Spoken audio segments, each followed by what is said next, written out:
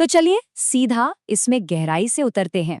आज के इस एक्सप्लेनर में हम दुनिया भर की संस्कृतियों, हमारी प्राचीन पौराणिक कथाओं और पारंपरिक खानपान के एक बहुत ही दिलचस्प संगम पर चर्चा करने वाले हैं। आज का हमारा पूरा फोकस एक ऐसे प्राचीन भारतीय पर्व पर है जो सदियों से आस्था और समर्पण का एक बहुत बड़ा प्रतीक बना हुआ है। जी हाँ, हम बात कर रहे हैं वट सावित्री व्रत की। अब सबसे पहले एक बहुत ही नाटकीय और गहरा सवाल हमारे सामने आता है। क्या सच्ची भक्ति वाकई मृत्यु को भी हरा सकती है? सोचिए इसके बारे में।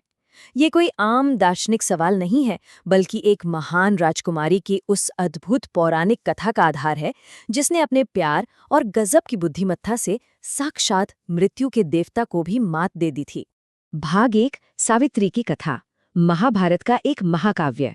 इस पर्व की जड़ों को समझने के लिए हमें सीधे महाभारत के वन पर्व यानी जंगल की पुस्तक की ओर चलना होगा।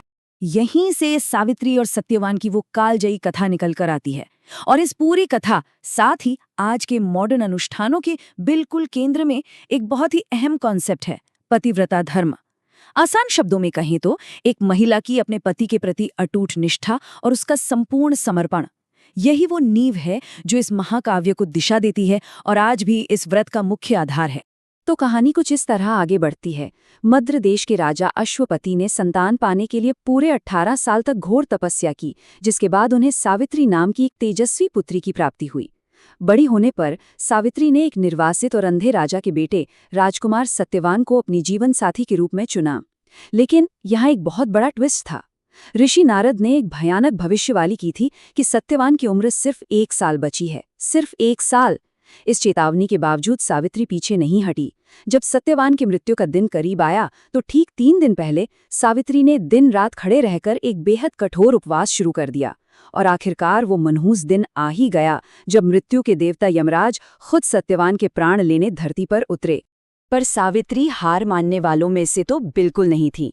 जैसे ही यमराज सत्यवान के प्राण लेकर आगे बढ़े, सावित्री भी उनके पीछे पीछे चल पड़ी। यमराज ने उन्हें बहुत समझाया, लेकिन उनकी अटूट निष्ठा और जिस कमाल के तरीके से वो तर्क कर रही थीं, उसने यमराज को भी हैरान कर दिया।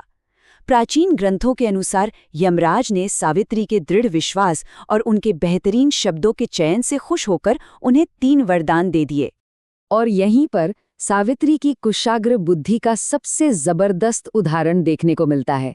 तीसरे वरदान में उन्होंने बड़ी ही चतुराई से यमराज से खुद के लिए संतान का आशीर्वाद मांग लिया। अब सोचिए, यमराज तो फंस गए एक भयंकर धर्म संकट में। इस वरदान को सच करने का इकलौता तरीका यही था कि सत्यवान को वापस जीवित किया जाए। मतलब बिना सीधे सीधे सत्यवान की जान मांगे सावित्री ने अपने लॉजिक से अपने पति के प्राण वापस पा लिए। है ना कमाल की बात। भाग 2, पवित्र अनुष्ठान, आधुनिकता में पौराणिक कथा। और ये बहुत ही शानदार तरीके से दर्शाता है कि कैसे एक प्राचीन कथा हमारे आज के समय में बिल्कुल जीवंत हो उठती है। चलिए देखते हैं कि आज के समय में इस पौराणिक कथा को कैसे जिया जाता है। व्रत के दिन की शुरुआत एक बहुत ही अनुशासित रूटीन से होती है। महिलाएं सूर्योदय से पहले उठकर पवित्र स्नान करती हैं और नए कपड़े पहनती हैं।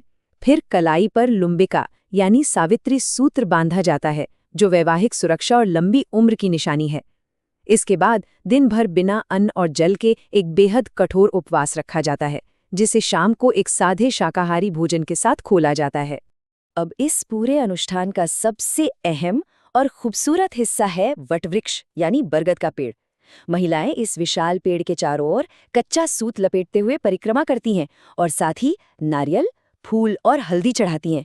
ये सीधा उस पौराणिक कथा से जुड़ता है जहां सावित्री ने सत्यवान के शरीर को इसी वटवृक्ष की ठंडी छांव में रखा था। इस पेड़ का विशाल फैलाव और इसकी लंबी उम्र असल में एक सफल वैवाहिक जीवन की स्थिरता का ही साक्षात प्रतीक बन जाती है। भाग 3, क्षेत्रीय कैलेंडर, 2 समय सारणियों की कथा। अब भारत जैसे विशाल देश की बात हो तो विविधता का आना तो तय है। अब इस जानकारी के बारे में जो सबसे दिलचस्प बात है वो ये है कि उत्तर भारत और देश के बाकी हिस्सों में इस व्रत की कैलेंडर बिल्कुल अलग अलग हैं। यूपी और बिहार जैसे उत्तर भारतीय राज्यों में पूर्णिमांत कैलेंडर चलता है, तो वहाँ ये व्रत ज्येष्ठ महीने की अमावस्या के दिन पड़ता है।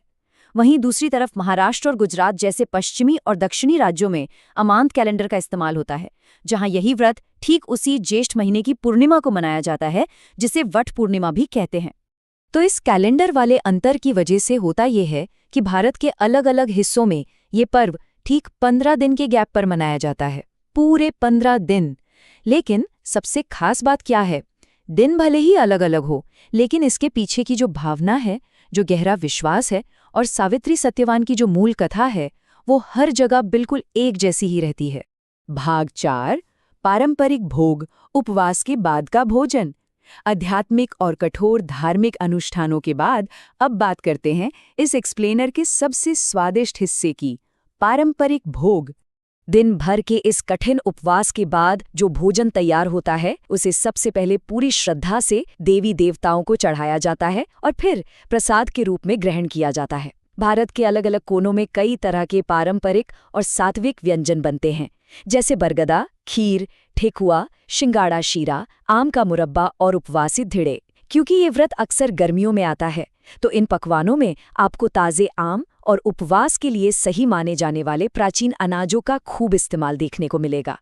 उदाहरण के लिए उत्तर भारत में बरगदा को प्रसाद का एक बहुत ही ज़रूरी हिस्सा माना जाता है।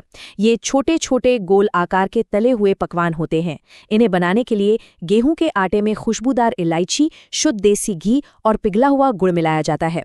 वाकई ये एक ऐसा शानदार व्यंजन है जिसकी सौंधी महक और मिठास इस त्योहार का एक बहुत ही अहम हिस्सा बन चुकी है। मीठे के साथ साथ कुछ नमकीन भी तो चाहिए ना, तो इसके लिए स्वादिष्ट उपवास धिरणे बनाए जाते हैं। आप इन्हें व्रत वाले नमकीन पैनकेक या चीले की तरह समझ सकते हैं। ये राजगिरा और सामक जैसे बेहद पौष्टिक और प्राचीन अनाजों के आटे से बनते हैं। इन्हें खास तौर पर सेंधा नमक और जीरे के साथ पकाया जाता है, जो दिन भर के उपवास के बाद शरीर को एकदम संतुलित और अच्छी खासी एनर्जी देते हैं। और अगर हम थोड़ा महाराष्ट्र की तरफ चलें तो वहाँ एक बहुत ही स्पेशल डिश बनती है जिसे शिंगाड़ा शीरा कहते हैं। गुजरात में इसे फराली सिंघाड़ा हलवा भी कहा जाता है। ये पूरी तरह से प्रोटीन से भरपूर होता है। सिंघाड़े के आटे, घी, चीनी और ढेर सारे सूखे मेवों से बना ये प्रसाद हमें दिखाता है कि कैसे एक ही त्योहार को अलग अलग जगह के लोग अपने स्थानीय स्वाद और वहाँ मिलने वाली चीज़ों के हिसाब से बिल्कुल अपने रंग में ढाल लेते हैं। ये सारी बातें आखिर में हमें एक बहुत ही गहरे और सोचने वाले पॉइंट पर लाकर खड़ा कर देती हैं। जरा सोचिए कैसे सदियों पुराने ये मिथक और महाकाव्य आज भी हमारे मॉडर्न जीवन, हमारी आस्था और रोजमर्रा की परंपराओं को एक आकार दे रहे हैं। वट सावित्री का ये व्रत सिर्फ एक दिन भूखे रहने का नाम नहीं है, बल्कि ये प्यार, वैवाहिक निष्ठा और एक गजब के दृढ़ संकल्प का वो निरंतर उत्सव है जो इतिहास के पन्नों से निकलकर आज के इस आधुनिक युग में भी पूरी तरह से जिंदा है।